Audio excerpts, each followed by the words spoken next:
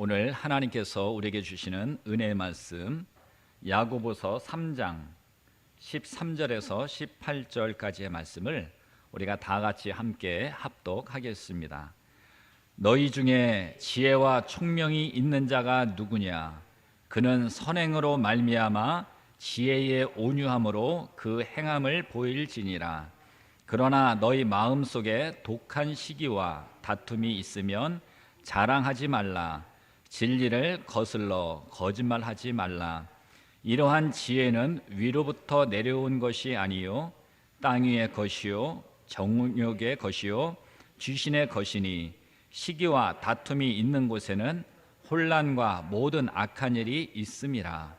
오직 위로부터 난 지혜는 첫째 성결하고 다음에 화평하고 관용하고 양순하며 긍휼과 선한 열매가 가득하고 편견과 거짓이 없나니 화평하게 하는 자들은 화평으로 심어 의의 열매를 거두느니라. 아멘. 할렐루야. 오늘도 부활의 주님이 오늘 예배드리는 우리 교회에 또 가정에서 예배드리는 우리 성도들에게 함께 하심을 믿습니다.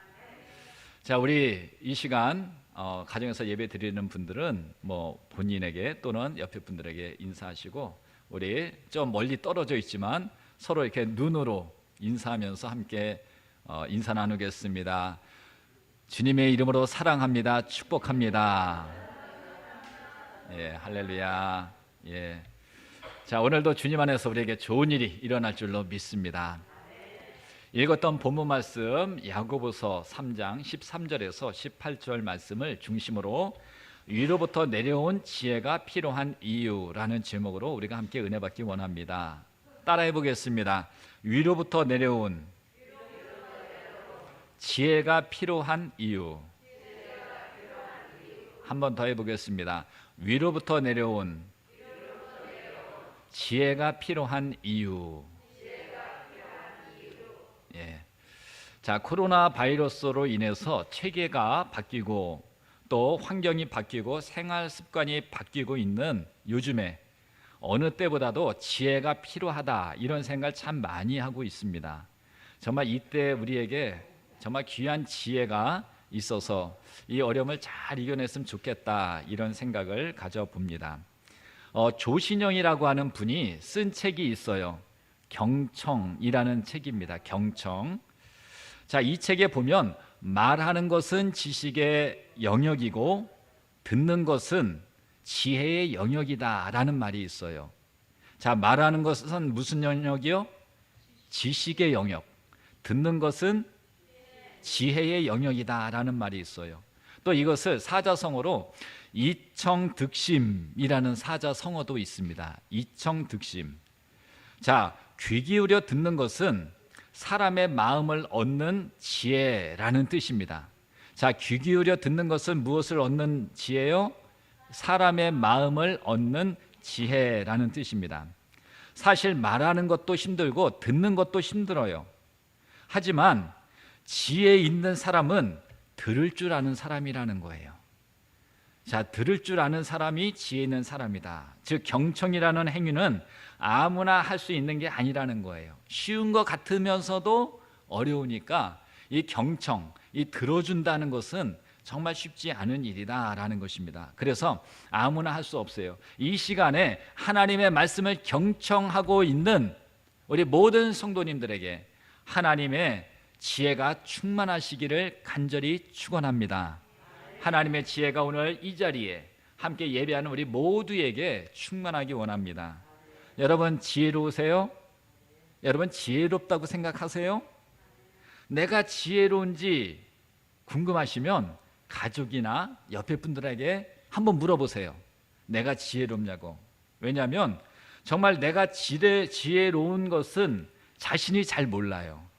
내 자신은 그걸 제대로 모릅니다. 왜냐하면 지혜는 행함으로 보여지는 것이기 때문이에요. 지혜는 행함으로 드러나는 게 지혜입니다. 그래서 잘 몰라요. 나는 읽었던 본문 13절 말씀을 우리가 함께 읽어보겠습니다. 13절 말씀 다 같이요. 너희 중에 지혜와 총명이 있는 자가 누구냐? 그는 선행으로 말미암아 지혜의 온유함으로 그 행함을 보일지니라. 아멘. 지혜는 행함으로 보여지는 것이다, 이렇게 말씀하고 있어요. 이솝 우화 중에 이런 이야기가 있습니다. 사자와 나귀와 여우가 함께 사냥을 나갔어요. 서로 협력해서 이제 사냥을 했어요. 그래서 먹이도 잡았습니다. 이제 그 먹이, 그 협력해서 사냥한 그것을 앞에다 놓고 사자가 이렇게 말합니다. 자, 우리 셋이서 협력해서 이것을 잡았으니까 우리가 이것을 나누어 먹자. 그러면서 나귀에게 네가 이것을 잘 나눠라, 잘 분배해라 라고 얘기했습니다. 그래서 나귀는 그 사냥한 것을 아주 공정하게 3등분했습니다. 정확하게 3등분을 해서 분배했어요. 이것을 보고 있던 사자가 마음이 편치가 않은 거예요. 내가 명색이 사자인데 너희들 둘과 내가 똑같이 취급당해야 돼? 이런 생각이 든 거예요. 그래서 이런 못쓸 놈 같으니 하면서 나귀를 그 자리에서 잡아먹어버렸습니다. 이제 사자하고 여우만 남았어요. 그때 사자가 또 여우한테 말합니다. 여우야, 이제 네가 분배해라, 이렇게 시켰어요. 그러니까 여우가 사양하면서 이렇게 말합니다. 제가 나누다니요, 그러실 필요 없습니다. 사자님이 다 드시고 남는 것을 제가 먹어야지요. 아주 지혜로운 여우입니다. 괜히 사자 앞에서 자신의 몫을 주장하다가 목숨을 잃어버리는 것보다 사자에게 양보하고 목숨을 부지하는 것이 이익이라는 것을 여우가 안 거지요. 그래서 여우인 것 같아요. 예. 지혜는 행함으로 보여지는 것입니다. 마태복음 11장에 보면 예수님께서 이 악한 세대를 비유해서 말씀하셨어요. 그러면서 꾸짖으신 부분인데, 이 세대가 아이들이 장터에 앉아 제 동물을 불러 말하는데 너희를 향하여 피리를 불어도 춤추지 아니하고 슬피 울어도 가슴을 치지 않는 것과 같다, 이렇게 예수님이 비유하셨습니다. 예수님이 하고 싶으신 말씀은 세례 요한이 와서 먹지도 않고 마시지도 않으니까 사람들이 귀신이 들렸다, 이렇게 얘기했어요. 그래서 예수님이 반대로 먹고 마시니까 이 사람들이 또 뭐라고 말하는지 아세요? 먹기를 탐하고 포도주를 즐기는 사람이다, 세리와 죄인의 친구다, 이렇게 말하는 것이에요. 이때 예수님이 내리신 결론은 지혜라고 하는 것은 무엇이냐? 지혜라고 하는 것은 세례 요한과 예수님이 선포한 말씀에 올바로 반응하며 보이는 마음과 생활 가운데 드러나는 것이다, 이렇게 말씀하셨어요. 여러분 이해가 쉽게 되세요? 자, 사람들은 지혜가 없어서 그냥 보고 느끼는 대로 말을 하는 거예요. 그냥 자기 관점에서 얘기를 해요. 그런데 하나님 말씀을 믿는 믿음의 사람은 바로 그 예수 그리스도의 말씀을 통해 내 마음과 내 생활에서 그 말씀이 적용되어 드러나는 그러한 삶을 사는 사람이 지혜의 사람이다라는 것이. 그러니까 하나님 말씀을 허투루 듣지 말고 마음에 새기고 그것을 삶으로 드러내서 반응하는 것, 이게 지혜다, 이렇게 예수님이 말씀하시는 거예요.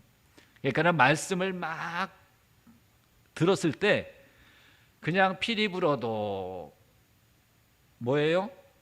피리를 불어도 춤추지 않고 슬피 울어도 가슴을 치지 않는 그런 무감각한 사람이 아니라, 반응이 없는 사람이 아니라 하나님 말씀에 반응할 수 있는 그러한 성도가 지혜로운 성도다, 이렇게 말씀하시는 거예요.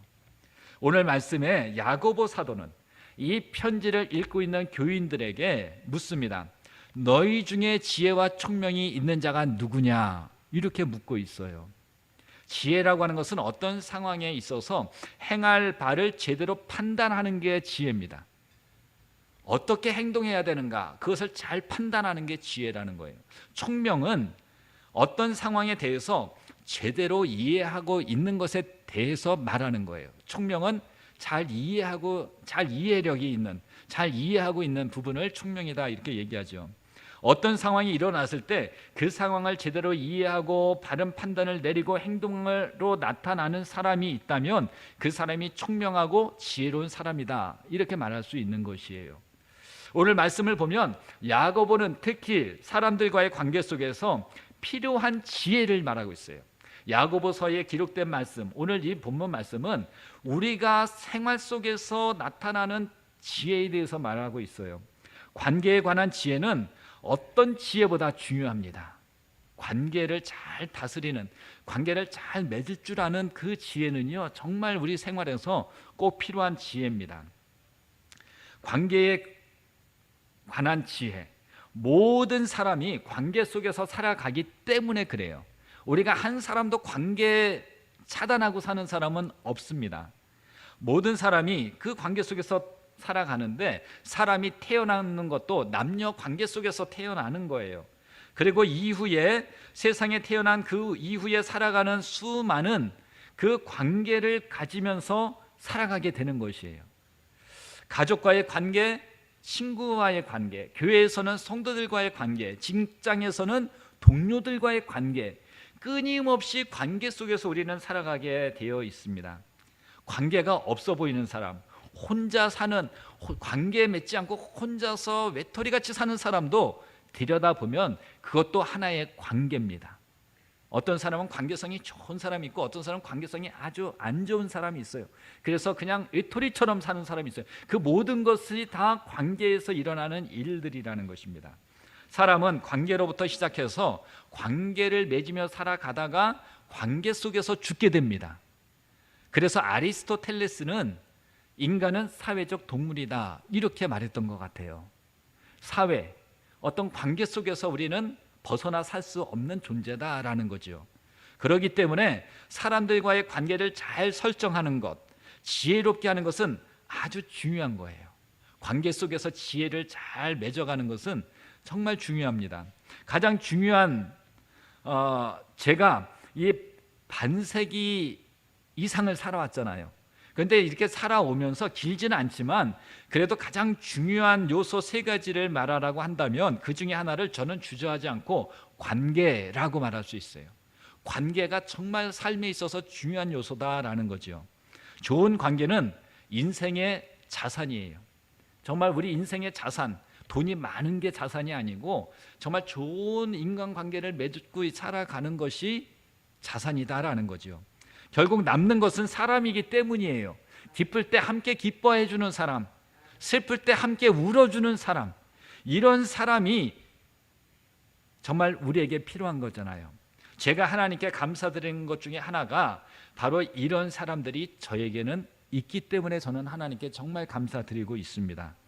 야고보는 이런 관계에 있어서 지혜의 행함을 보이라고 말씀하고 있는 것이에요.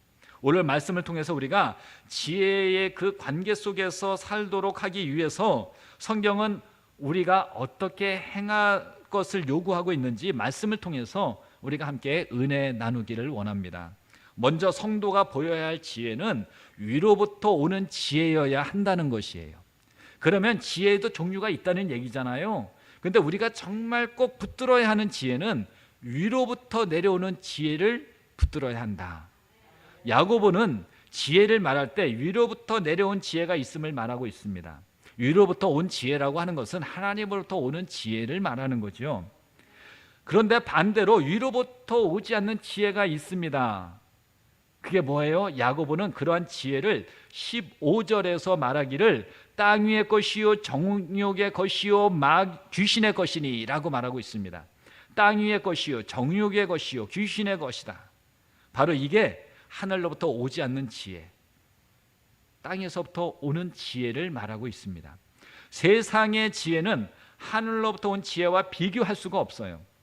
왜냐하면 그 지혜라고 하는 게 극히 제한적이거든요.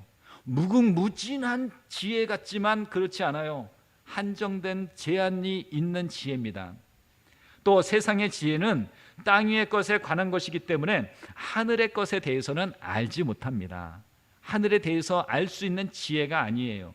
또 세상의 지혜는 정욕적인 것이기 때문에 영적인 세계를 깨닫지 못합니다. 또 세상적인 지혜는 귀신적인 것이기 때문에 거룩한 영이 주시는 지혜를 알지 못합니다. 그래서 우리는 어떤 지혜를 구해야 된다고요? 하늘로부터 오는 지혜를 구해야 된다는 거예요. 성도들이 행함으로 보여야 할 지혜는 세상으로부터 오는 것이 아니라 위로부터 온 하나님의 지혜가 되어야 합니다. 그렇다고 세상에서 지혜 없이 살라 이 얘기는 아니에요. 하늘의 지혜로 충만하면 땅의 지혜도 충만하게 되어 있습니다. 바로 예수님이 이것을 잘 증명해 보여주셨어요. 예수님을 어느 누구도 예수님의 그 지혜에 감탄하지 않는 사람이 없었어요. 12살 나이에 성전에서 토론을 하면서도 사람들이 놀랄 정도로 아주 지혜로웠습니다. 또 온전한 지혜는 이 세상에서 나올 수가 없는 것입니다. 하나님으로부터 나올 때에 그것이 참 지혜요 온전한 지혜인 줄로 믿습니다. 그래서 잠언 9장 10절에서는 이렇게 말씀하고 있어요. 여호와를 경외하는 것이 지혜의 근본이요 거룩한 일을 아는 것이 명철이니라 라고 말씀하고 있습니다. 하늘의 지혜는 하나님을 경외하고 하나님을 알아감으로 우리 가운데 주어지는 것이지 세상을 잘 안다고 해서 참된 지혜가 얻어지는 것이 아니다라는 것입니다. 그럼에도 불구하고 위로부터의 지혜가 세상 사람들이 보기에는 어리석게 보이는 것이 오늘의 현실인 것이에요. 진정한 지혜가 지혜로 받아들여지지 않고 어리석은 것으로 보여지는 것입니다. 고린도전서 2장 14절에 이렇게 말씀하고 있어요. 우리 함께 읽도록 하겠습니다. 고린도전서 2장 14절. 육에 속한 사람은 하나님의 성령의 일들을 받지 아니하나니 이는 그것들이 그에게는 어리석게 보임이요 또 그는 그것들을 알 수도 없나니 그러한 일은 영적으로 분별되기 때문이라. 아멘. 하나님으로부터 오는 지혜는 육에 속한 사람, 세상에 속한 사람에게는 미련하고 어리석게 보인다는 거예요. 그런데 실상은 세상에서 어리석어 보이는 사람들이 가장 지혜로운 사람들이고 하나님의 지혜를 알지 못하는 사람들이 가장 어리석은 사람이라는 것을 여러분 믿으십니까? 그리고 성도는 세상 사람들이 어리석다고 여기는 하늘의 지혜를 구하는 사람, 또 그것을 행하는 사람이어야 할 줄로 믿습니다. 그래서 우리가 하나님께 지혜를 구하시기 바랍니다. 내 경험에서 오는 지혜는 제한되어 있어요. 그런데 하늘로부터 오는 지혜는 무궁무진한 줄로 믿습니다. 그렇다면 하늘의 지혜가 아니라 이 세상의 지혜를 가지고 관계를 맺어 나갈 때 어떤 일들이 벌어질까요? 하늘로부터 오는 지혜가 아니라 세상으로부터 오는 지혜를 가지고 우리가 관계를 맺어갈 때 어떤 일이 벌어지는가? 야고보는 이 세상의 지혜를 가지고 살아가는 사람들의 관계는 시기와 다툼을 만들어낸다라고 말하고 있어요. 세상의 지혜를 가지고 사는 사람들이 정말 아름다운 삶이 아니라 시기와 다툼을 만들어낸다는 거예요. 그리고 시기와 다툼은 결국 혼란과 모든 악한 일들을 불러일으킨다는 것입니다. 만약 우리의 행함 속에 시기와 다툼이 여전히 있다고 한다면 그것은 하나님으로부터 온 지혜가 아닌 것이 분명한 것이에요. 사실 하나님을 믿는다고 하면서 하나님의 지혜가 아니라 세상의 지혜를 가지고 우리가 살아가다가 시기와 다툼 속에 빠질 때가 있어요. 하나님을 믿는다고 하지만 정말 세상적인 지혜를 찾다가 시기와 질투 속에, 시기와 다툼 속에 내가 빠질 때가 있다는 것입니다. 창세기에 보면 가인과 아벨이 나오지요. 이 가인과 아벨은 형제입니다. 그 둘이 함께 제사를 하나님께 드렸어요. 그런데 하나님께서 동생 아벨의 제사만 받으시고 형 가인의 제사를 받지 않았습니다. 이 모습을 바라보는 가인의 마음이 불편했어요. 편하지 않았어요. 속에서 화가 났어요. 하나님께서 가인의 제사를 받지 않으신 이유가 무엇인지 그 이유를 가인이 찾아봐야 되는데 돌아보지는 않고 하나님의 마음을 헤아리려 하지 않았어요. 도리어 동생을 시기하는 마음으로 가득 찼습니다. 그리고 결국 가인은 동생 아벨을 들판에서 돌로 쳐 죽였어요. 인류 최초의 살인이 발생하는 끔찍한 그런 일이 일어났습니다. 가인이 위로부터 주시는 하나님의 지혜를 구하고 행동했다면 결코 그렇게 하지 않았을 거예요. 하나님의 지혜를 구하지 않고 육신적인 생각에 사로잡혀 있을 때에 시기와 다툼이 일어나고 결국 악한 일을 저지르게 되어진 것입니다. 오늘날 이 땅에는 서로 시기하며 다투는 모습이 만연해 있습니다. 어디 가나 아우성이에요. 다른 사람과 비교해서 더 높아지고 강해져야만 한다고 생각을 합니다. 다른 사람이 나보다 더 잘나 보이고 인정받는 것 같으면 시기하는 마음이 불같이 일어나요. 나보다 외모가 더 이쁘고 멋진 사람을 보더라도 그 시기하는 마음이 생깁니다. 그러다가 다툼이 일어나게 되는 것이죠. 일단 다툼이 일어나게 되면 서로를 해하기 위해서 더욱 악한 일을 하게 마련입니다. 시기와 다툼은 이로부터 난 지혜를 가지고 살아가는 사람의 행함이 아니에요. 그렇기 때문에 성도들은 우리의 삶 속에서 시기와 다툼이 일어나지 않는 삶을 살아가도록 우리가 힘써야 된다는 것이에요.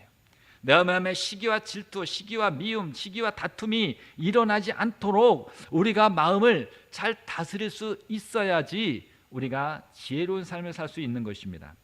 그러면 성도들이 서로의 관계 속에서 드러나야 할 위로부터 난 지혜의 행함은 과연 무엇일까? 야고보 사도는 이것을 몇 가지로 성도들에게 가르치고 있습니다. 오늘은 그 중에서 3가지만 살펴볼 텐데요. 첫째로 위로부터 난 지혜는 성결하다고 했습니다. 성결하다는 것은 순수한 악한 동기가 없고 악한 태도를 가지지 않는 것을 말하는 것이죠. 지혜로운 사람은 사람들과의 관계를 소중하게 여기기 때문에 이익과 손해를 따지지 않고 진실하고 순수한 마음을 가지고 그 관계를 만들어 나갑니다. 내가 좀 손해보더라도 그것을 잘 아름답게 만들어 갈 줄 아는 사람이 지혜로운 사람이라는 것이에요. 이게 좋은 관계를 오래 유지해 나가는 비결인 것입니다. 반면에 세상에 속한 지혜는 성결하지 않고 14절에 보니까 거짓됩니다. 진리를 거슬러 거짓말하지 말라라고 얘기하고 있습니다. 거짓이라고 하는 것은 하나님의 성품이 아니라 사탄의 속성이에요. 자꾸 거짓말하고 거짓 행위를 하는 것은 하나님의 성품이 아니라 사탄의 속성이라는 것입니다. 속에는 악한 마음을 품고서도 겉으로는 아주 선한 존재인 양 거짓으로 속이는 것이 사탄의 성품이고 이를 닮은 것이 세상의 지혜다라는 것을 성경은 말씀하고 있는 것입니다. 우리가 지혜롭게 행하기 위해서는 성결함을 잘 유지해야 할 것이에요. 성결하기를 원합니다. 거짓을 내버리시기 원합니다. 정직함과 순수함이라고도 말할 수 있는데요. 그러나 세상 사람들은 살아갈 때 적당하게 거짓말도 하고 또 융통성 있게 살아가야 살 수 있다라고 말합니다. 그러면서 성결하게 살아가려고 하는 것은 아주 고지식한 것이고 세상 물정을 모르는 아주 어리석은 사람으로 취급을 해버립니다. 하지만 세상 사람들이 보기에 성결한 모습이 어리석어 보일지 몰라도 하나님 보실 때는 이 사람이야말로 지혜로운 사람이라는 것이에요. 마태복음 5장 8절에 예수님께서 말씀하시기를 마음이 청결한 자는 복이 있나니 그들이 하나님을 볼 것이며 하나님을 볼 수 있다는 거예요. 어떤 사람이요? 마음이 청결한 사람이, 때묻지 않은 사람이. 성도는 이 땅과 육신에 속한 사람을 바라보면서 살아가는 사람이 아니라 하나님을 바라보며 살아가는 사람들인 것입니다. 세상 사람에게 칭찬받는 사람이 아니라 하나님께 칭찬받는 사람이 되어야 하는 것입니다. 그러려면 우리의 삶의 기준이 어디에 맞춰져 있어야 돼요?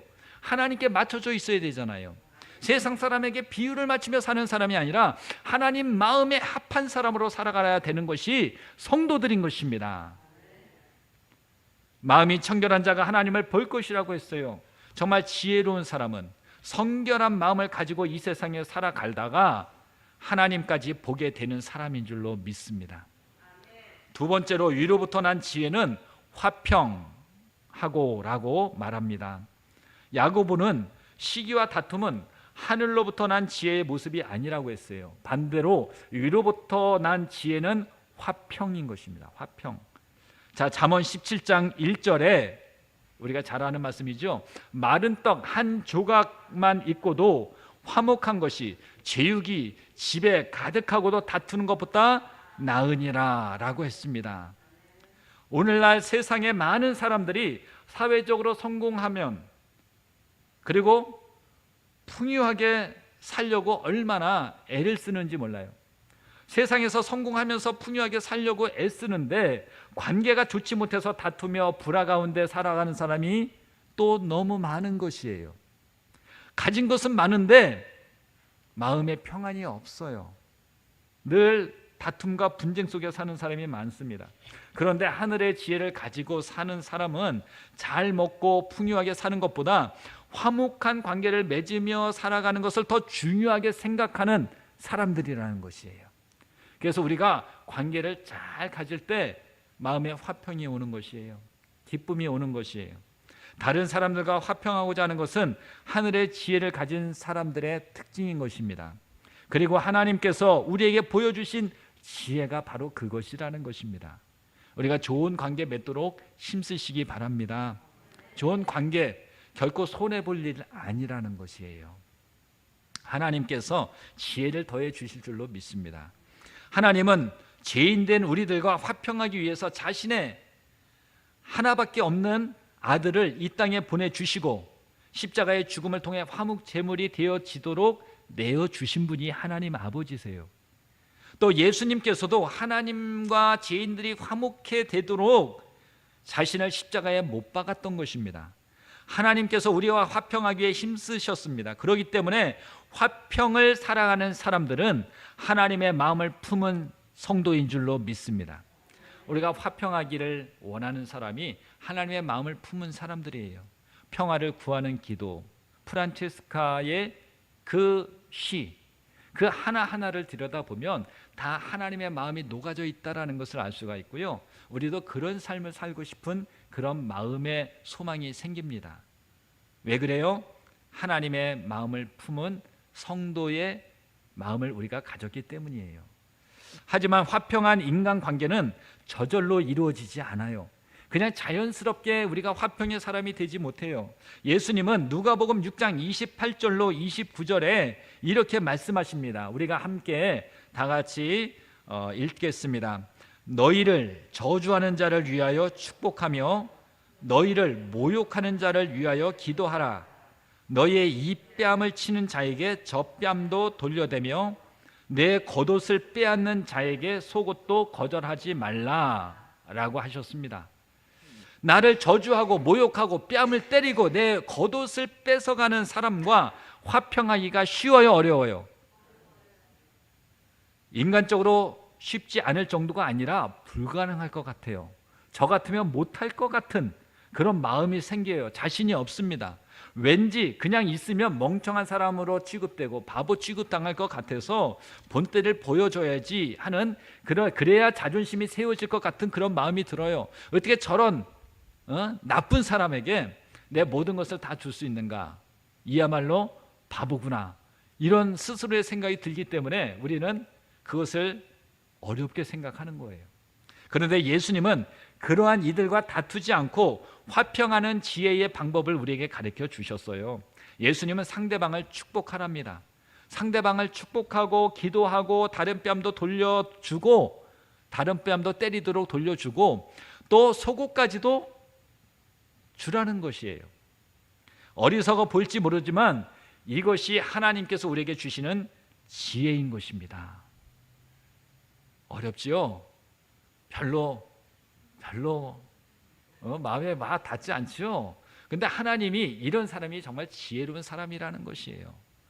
이래야 좋은 관계가 만들어지는 것이잖아요. 노력할 것입니다. 예, 노력해야죠. 하나님은 평화를 사랑하는 피스메이커를 지혜롭다 하시지 매 사이에 다툼을 일으키는 뭐예요? 트러블 메이커를 지혜롭다고 말씀하지 않으세요. 화평하기 위해서 때로 다른 뺨까지 내어줄 수 있는 사람이 하늘의 지혜를 가지고 살아가는 사람이라는 것입니다. 마지막으로 위로부터 오는 지혜는 관용하고입니다. 관용이란 뜻은 온화하고 너그러운 그런 의미를 갖고 있는 말입니다. 빌립보서 4장 5절에 너희 관용을 모든 사람에게 알게 하라. 주께서 가까우시니라. 이렇게 말씀하고 있어요.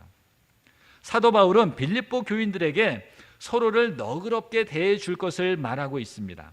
왜냐하면 주께서 가까이 오시면서 즉 재림이 가까운 때에 나타나는 현상 중에 하나가 관용하지 못하는 것이기 때문이에요.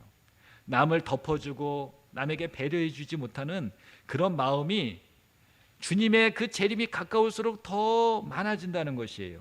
너그러움이 상실되어 가는 것입니다. 이해하고 덮어주기를 좋아하는 것이 아니라 더 많이 까발리고 드러내서 수치 주는 것을 더 좋아하는 세상이 되어 간다는 것입니다. 어떤 분이 제게 하소연을 하더라고요. 인터넷을 통해서 3, 40년 전에 철없을 때 했던 그 일들을 까발리고 널리 퍼뜨려서 죽고 싶다는 말을 하는 거예요. 그 사람의 잘잘못을 떠나서 요즘 세상이 그렇다는 것이에요. 작은 잘못만 있어도 아주 크게 뻥튀기죠. 뻥튀기 해가지고 침소봉대 해가지고 그 사람을 아주 죽일 사람으로 만들어버리는 게 요즘 세상이거든요. 그런데 예수님께서는 우리에게 너희 관용을 모든 사람으로 알게 하라라고 말씀하고 있습니다. 이게 말로 할 수 있는 거예요? 너희 관용을 모든 사람으로 알게 하라. 말로 한다고 그게 되어질까요? 행동으로, 삶으로 보여줄 수밖에 없는 것입니다. 그것이. 우리에게 관용을 베푸신 하나님은 또한 다른 이들에게 관용하는 것이 지혜라고 우리에게 가르쳐 주시는 거예요. 우리는 지혜롭게 살고 싶어 합니다. 저도 여러분도 다 지혜롭다고 인정받고 싶어 해요. 그런데 지혜로워지는 방법을 주님 말씀해 주시는데 그것은 따르고 싶지 않아 하고 머뭇거립니다. 하나님의 방법을 가르쳐 주셨는데 선뜻 따르겠습니다라고 발걸음이 옮겨지지 않아요. 머뭇거려요. 솔직히 우리의 마음이 그렇다는 거예요. 그러나 기도하며 노력해보는 거지요. 기도해보고 노력해보는 거예요. 내 힘으로는 도저히 안 되지만 하나님께서 마음을 주시면 굳어진 마음도 부드러운 옥토가 될 수 있잖아요. 하나님께서 역사하시면 원수도 사랑하지 않겠습니까? 아멘? 아멘인 줄로 믿습니다. 사랑의 원자탄이라고 불려지는 손양원 목사님은 성자라서 그분이 그렇게 타고났기 때문에 자신의 두 아들 동인이와 동신이를 살해한 안재선을 양자로 받아들였겠어요? 하나님께서 손양원 목사님 마음 가운데 관용의 마음, 하나님을 대적하던 죄인된 우리를 자녀 삼아주신 하나님의 마음을 주셨기 때문에 가능했던 것입니다. 본인이 노력한다고 그게 되겠어요? 안 돼요. 하나님이 그 마음을 주셔야 되는 거예요. 우리도 그 마음을 달라고 기도하고 우리가 하나님께 구하면 우리도 그런 사람이 될 줄로 믿습니다. 우리에게도 하나님께서 이런 마음을 주시기를 간절히 기도합니다. 우리 주위에 있는 사람들은 모두 우리의 관용을 필요로 하는 사람들이에요. 우리의 용서가 필요한 사람들이에요. 나와 연령이 다르다고 또 생각이 다르다고 인종이 다르다고 다른 나라가 다르다고 그럴수록 더 관용할 수 있어야 한다는 것이에요. 저는 한국에 있을 때 외국인 노동자들이 참 많이 들어오잖아요. 그 노동자들에게 함부로 욕하고 때리고 임금 체불하는 이 악덕 업자들이 있어요. 불체 신분이라고 악용해서 협박하고 그들을 괴롭히는 이 악덕 사업자들에 대해서 너무너무 마음에 분노가 일어났었어요. 어떻게 사람이 저럴 수 있을까? 그 이후에는 자유를 찾아서 탈북한 이 세터민들, 우리가 탈북민이라 얘기하잖아요. 이들의 말투가 다르다고 조롱하고 텃세 부리며 그들의 희망을 꺾어버리는 모습을 볼 때 얼마나 화가 나는지 몰라요. 왜 이런 부당한 일들이 일어날까요? 관용하는 마음이 사라져가고 있기 때문에 그런 것이에요. 가정이든 교회이든 사회이든 관용이 살아나면 얼마나 살맛 나는 따뜻한 공동체가 되겠어요. 예수님은 그의 자녀들의 이런 따뜻한 공동체를 이루며 하늘의 지혜를 가지고 살아가기를 원하고 계신 거예요. 우리 교회가, 우리 가정이, 이 사회가 정말 따뜻한 공동체가 되기를 원합니다. 그러기 위해서 하나님이 가르쳐 주신 방법이 뭐예요? 관용하라는 것이에요. 용서하고 베풀어주는, 덮어주는 따뜻한 그런 하나님의 마음을 품어야 한다는 것입니다. 요즘 코로나 바이러스로 자택근무하는 분들도 많고 자택에 머물러서 하루 세 끼 해결하는 일상의 삶이 되어버렸잖아요. 그러다 보니까 요즘 일본에서 유행하는 말이 뭔지 아세요? 코로나 이혼이라는 것이에요.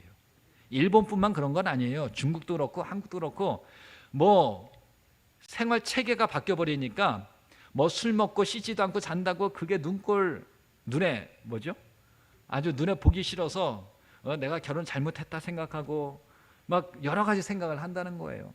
그리고 하여튼 서로 붙어 있으니까 늘 다투다 보니까 이혼이라는 것이 얼마나 많아지는지 모른다는 것이에요.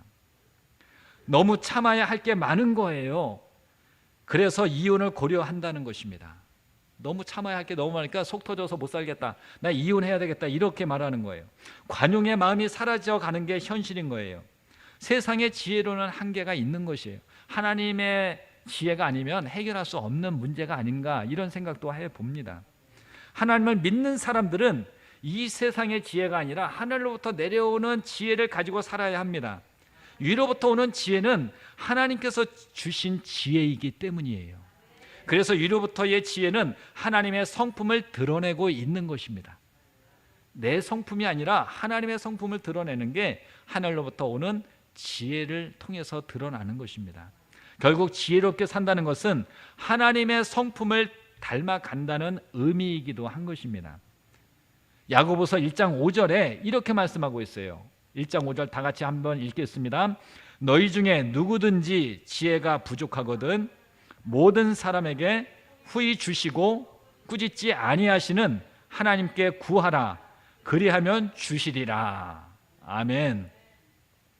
우리가 지혜롭게 살기 위해서 반드시 필요한 것은 하나님께 구하는 것입니다. 성결하기 위해, 화평하기 위해, 관용하기 위해서 늘 하나님께 그 지혜를 구하십시오. 그리고 행동으로 나타내시고 실천하십시오. 우리의 행함을 통해서 하늘의 신령한 지혜가 우리의 가정과 교회 또한 이 땅에 온전히 드러날 수 있기를 간절히 축원합니다. 달란트의 비유를 통해서 생각해 본다면 한 달란트 받은 종은 어떻게 했어요? 그것을 땅에 묻었습니다. 그리고 주인이 돌아왔을 때 그 한 달란트 그대로 드렸어요. 근데 2달란트, 5달란트 받은 종은 어떻게 했어요? 그것을 장사해서 더 많이 남겨서 주인에게 드렸습니다. 여러분, 지혜는요, 우리가 감춰두고 묻어두는 게 아니고요, 삶으로 나타내고 드러내서 하나님께 칭찬받아야 할 것이 하늘로부터 오는 지혜인 줄로 믿습니다.